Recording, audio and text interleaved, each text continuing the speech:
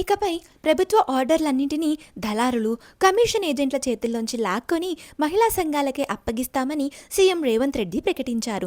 రాబోయే రోజుల్లో నేను ప్రతి పార్లమెంట్ నియోజకవర్గానికి స్వయంగా వస్తాను. మీరంతా అద్భుతమైన వ్యాపార ప్రణాళికలతో సిద్ధంగా ఉండండి. మీకు కావాల్సిన పెట్టుబడులు ఇవ్వడమే కాదు, ప్రభుత్వానికి కావాల్సిన వస్తువుల సరఫరా బాధ్యతను కూడా మీ చేతుల్లోనే పెడతాము. తెలంగాణను దోపిడీ చేసేటోళ్లకు ఈ ప్రజాపాలనలో స్థానం లేదు.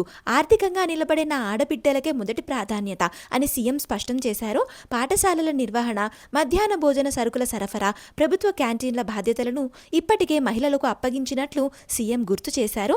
మహిళా శక్తి వారోత్సవాల్లో భాగంగా మంగళవారం సికింద్రాబాద్లోని పరేడ్ గ్రౌండ్స్లో ఏర్పాటు చేసిన ప్రజాపాలన ప్రగతి ప్రణాళిక కార్యక్రమంలో మండల మహిళా సమాఖ్యలకు కొత్తగా కేటాయించిన 553 ఎలక్ట్రిక్ బస్సులను పరేడ్ గ్రౌండ్ వద్ద సీఎం జెండా ఊపి ప్రారంభించారు. ఈ సందర్భంగా ఎస్హెచ్జి, ఎంఎంఎస్లకు వడ్డీ లేని రుణాలు, ఉచిత ప్రయాణంతో ఆదా చేసిన చెక్కులను అందజేశారు. అనంతరం ఏర్పాటు చేసిన సభలో సీఎం మాట్లాడారు. ప్రభుత్వ సంక్షేమ పథకాలు, ఆస్తులన్నింటినీ మహిళల పేరిట ఇవ్వడమే తమ ప్రభుత్వ విధానమని సీఎం స్పష్టం చేశారు. ఇందిరమ్మ ఇల్లైనా ఇంకే ఆస్తి అయినా ఆడబిడ్డల పేరిటే ఇస్తాం. స్కీమ్ అయినా నగదైనా అది మహిళల గల్లాపెట్టెలోనే ఉండాలి. ఆస్తి ఆడబిడ్డ పేరు మీద ఉంటేనే ఇంట్లో ఆయన కూడా మీరు చెప్పినట్టు వింటాడు. లేకపోతే ఆ నగదును తీసుకుపోయి బెల్ట్ షాపులకు పోసి వస్తాడని సీఎం అన్నారు. మహాలక్ష్మి పథకం ద్వారా మహిళలకు కల్పిస్తున్న ఉచిత బస్సు ప్రయాణంపై ప్రతిపక్షాలు కుట్రలు చేస్తున్నాయని సీఎం మండిపడ్డారు. ఆడబిడ్డలు ఉచితంగా ప్రయాణిస్తుంటే ఓర్వలేక కొందరు కడుపు నిండా విషం నింపుకొని ఆటో డ్రైవర్లను రెచ్చగొట్టి ధర్నాలు చేయించారని మండిపడ్డారు.